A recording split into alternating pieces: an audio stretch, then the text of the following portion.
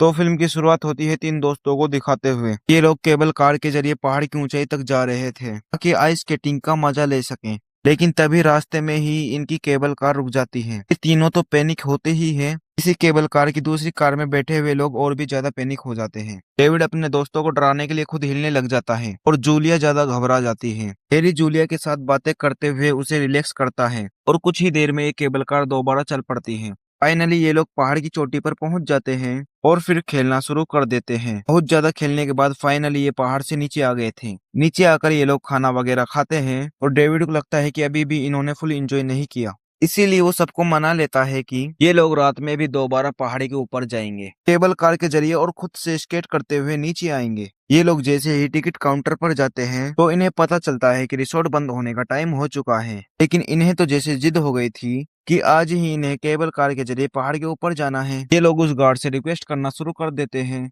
और आखिर में वो जूलिया की बातों के अंदर आ भी जाता है और उनसे कहता है कि मैं कुछ देर के लिए केबल कार खोल देता हूँ, लेकिन इस शर्त पर कि जल्द ही आप लोग पहाड़ी से नीचे आ जाएंगे। ये लोग भी उसकी बात का वादा कर लेते हैं और खुशी खुशी तीनों केबल कार में बैठ जाते हैं। फाइनली ये लोग तो केबल कार में बैठकर निकल गए थे और यहीं से शुरू हो जाता है इनका बुरा वक्त। और तभी वो गार्ड जिसने इनको भेजा था उसे उसके बॉस बुला लेते हैं और वो दूसरे बंदे को कहकर जाता है कि मैंने केबल कार से तीन लोगों को पहाड़ी पर भेजा है, जब तक वो वापस ना आए तो केबल कार बंद ना करना। कुछ ही देर गुजरती है और तीन लोग सच में पहाड़ी से नीचे उतरते हुए भी उसे नजर आ जाते हैं। तो ये देखकर वो केबल कार को बंद कर देता है और सब कुछ बंद कर कर यहाँ से जाने की तैयारी करने लग जाता है। और हम देखते हैं कि वो तीन लोग जो आए थे वो असल में डेविड और जूलिया के दोस्त नहीं थे। डेविड और जूलिया के दोस्त तो आधे ही रास्ते में केबल कार में बहुत ऊंचाई पर फंस चुके थे। शुरुआत में तो इन्हें लगा कि जरूर ये मशीन का कोई मसला होगा, जैसे सुबह भी हुआ था। लेकिन फिर कई घंटों के इंतजार के बावजूद भी जब मशीन नहीं चलती तो ये समझ जाते हैं कि ये लोग यहाँ पर फंस चुके हैं। ऊपर ठंड बहुत ज्यादा थी और बर्फीला तूफान भी आना शुरू हो चुका था। परेशानी सबसे बड़ी ये थी कि पहाड़ की इतनी ऊंचाई पर कोई नेटवर्क नहीं था कि किसी को कॉल करके मदद के लिए बुला सके। नीचे से अब पूरा शहर अंधेरों में डूब गया था। इनका डर अब और भी ज्यादा बढ़ने लग जाता है और तूफान भी बढ़ने लगता है। अब तो डेविड को भी डर लगने लगा था, जो पहले इनको सहारा दे रहा था खुद भी रोने लगा था। ये लोग जोर जोर से चिल्लाते हुए मदद बुलाने लग जाते हैं, लेकिन कोई भी इनकी बात नहीं सुन पाता। आखिरकार ये लोग हार मान लेते हैं और इस चीज को एक्सेप्ट कर लेते हैं कि जल्द ही ये लोग मर जाएंगे। लेकिन तभी नीचे से इन्हें एक स्नो ट्रैक्टर आता दिखाई देता है। ये लोग खुश हो जाते हैं और अपनी चीजें फेंकते हुए उसे अट्रैक्ट करने की कोशिश करते हैं, लेकिन वो ड्राइवर उन्हें नोटिस ही नहीं कर पाता। वो यहाँ अपने दोस्त को लेने आया था जो पहले ही जा चुका था। आखिर ट्रक भी यहाँ से चला जाता है और इनकी ये उम्मीद भी खत्म हो जाती है। तूफान तो रुक चुका था लेकिन अब ठंड भी काफी बढ़ गई थी। सांस लेना यहाँ पर अब इनके लिए बहुत ज्यादा मुश्किल हो रहा था। और तभी हैरी को एक और बात याद आती है कि इनको पता चलता है कि आने वाले 2-3 दिन तक ये रिसोर्ट नहीं खुलेगा, आने वाले कुछ तूफानों की वजह से। यानी अगली सुबह भी रेस्क्यू होने के सारे चांसेस खत्म। ये सारी बातें सुनकर जूलिया रोने लग जाती है।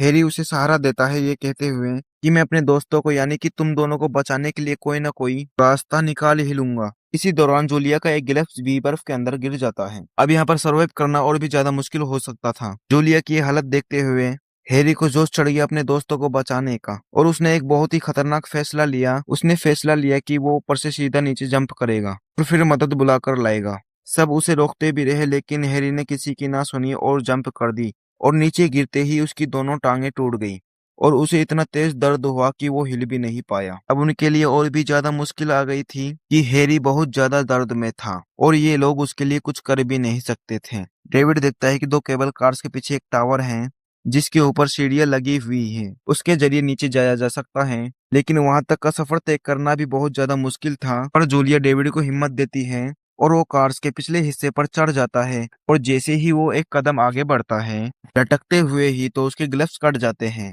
उसे भयानक दर्द होने लगता है और वो डरकर वापस कार्ट के अंदर आ जाता है। नीचे का मंजर और भी ज्यादा खराब हो चुका था। यहाँ पर तूफान भी आने लगा था। हैरी बेहोश हो गया था दर्द से और यहाँ जंगली जानवर भी मंडराने लगे थे और ये सब उनके डर को बढ़ाने के लिए काफी था। अपने पास जानवरों को देखकर हैरी को होश भी आ गया। उसने डरते हुए अपने मुंह पर कैप ढक ली क्योंकि वो इन जानवरों से बचकर भाग भी नहीं सकता था। आखिर जानवर उसे काट खाने लगे और ये दोनों ऊपर से चुपचाप ये मंजर देखते रहे। अब इन्हें दुख और गिल्ट होने लगा था। इसी गिल्ट में ये एक दूसरे पर इल्जाम लगाने लगते हैं कि तुम्हारी गलती है और तुम्हारी गलती है। डेविड जूलिया से कहता है कि तुम्हें हैरी को रोकना चाहिए था, ये सब जो हो रहा है इसमें तुम्हारी गलती है। लेकिन जूलिया कहती है कि मेरी नहीं, तुम्हारी गलती है। तुम्हारा ही प्लान था कि हम रात के इस पहर दोबारा यहाँ वापस आए। इनकी बातों के दौरान तूफान दोबारा शुरू हो जाता है। बर्फ इतनी पड़ती है कि हैरी की डेड बॉडी बर्फ में ढक जाती है। ऐसे ही बहस करते करते कभी इन्हें नींद आ गई, इन्हें पता ही नहीं चला। सुबह भी हो गई और जूलिया ने जब आंख खोली तो एक बहुत ही भयानक चीज उसे ये पता चली कि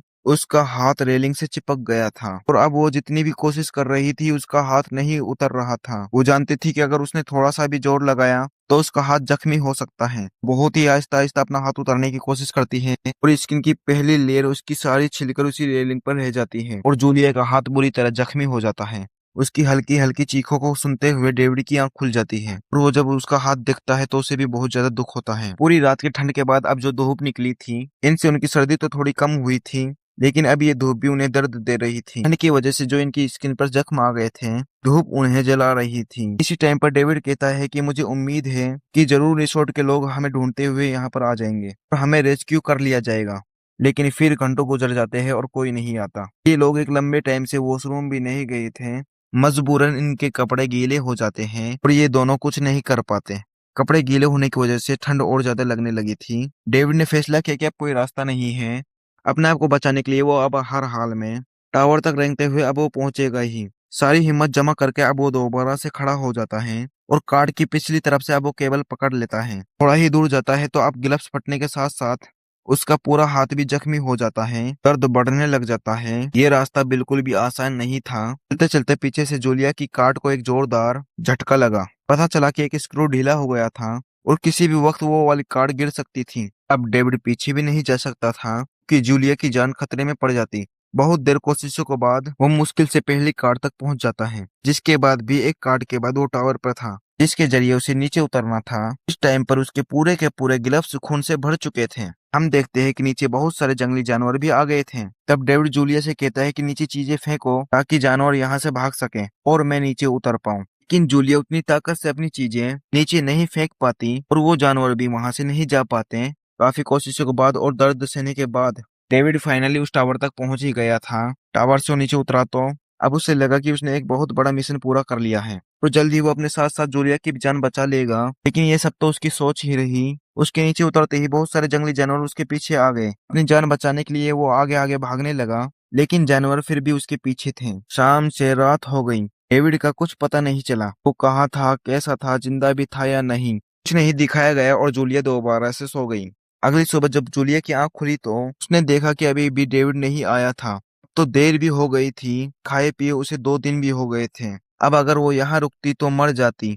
उसने फैसला किया कि बैठे बैठे मरने से अच्छा है कि कोशिश कर कर हार मानी जाए। कम से कम वहां पर बचने के तो कुछ चांसेस होंगे। फाइनली वो अपनी कार से जंप कर देती है और कार्ट भी आकर उसी के पांव पर गिर जाता है। लेकिन अब वो अपने दर्द को भी सहते हुए इस इलाके से बाहर निकलने की कोशिश करती है। वह अपने आप को घसीट घसीट कर आगे बढ़ा रही थी। रास्ते में उसने देखा कि बर्फ पर ऐसे निशान थे कि जैसे किसी को घसीटते हुए यहाँ से ले जाया गया हो। वो समझ गई कि यहाँ पर इंसान डेविड ही था तो जानवरों ने डेविड को ही घसीटा होगा और चीर फाड़ कर मार दिया होगा। वो आगे बढ़ी तो उसका भी सामना एक जंगली भेड़िए से हो गया। उसे लगा कि अब वो मर जाएगी। भेड़िए के मुंह पर खून के निशान थे, जिससे ये बात कंफर्म हो गई कि भेड़िए ने उसके दोस्त को खा लिया था। भेड़िया उसे कुछ भी नहीं कहता क्योंकि उसका पेट पहले से ही भर चुका था। इस तरह जूलिया उससे बच जाती है। अपने आप को घसीटते घसीटते सड़क के किनारे तक पहुंच जाती है। यहाँ पर भी दूर दूर तक किसी के आने का नामो निशान नहीं था। लेकिन फिर जूलिया की किस्मत चली। एक आदमी अपनी गाड़ी लिए यहाँ आया और उसने सड़क के किनारे एक जोरदार ब्रेक मारा और उसने सड़क पर पड़ी जूलिया को नोटिस कर लिया और यहाँ से फाइनली जूलिया रेस्क्यू कर ली गई। ये ट्रिप उसे कभी नहीं भूलने वाला था क्योंकि इस ट्रिप में उसने अपने 2 लोगों को खो दिया था। और ऐसे इस तरह सिर्फ अकेली बची हुई जूलिया को दिखाते हुए ये मूवी यहाँ खत्म हो जाती है। अगर आपको एक्सप्लेनेशन पसंद आई हो तो वीडियो को लाइक एंड चैनल को सब्सक्राइब करें।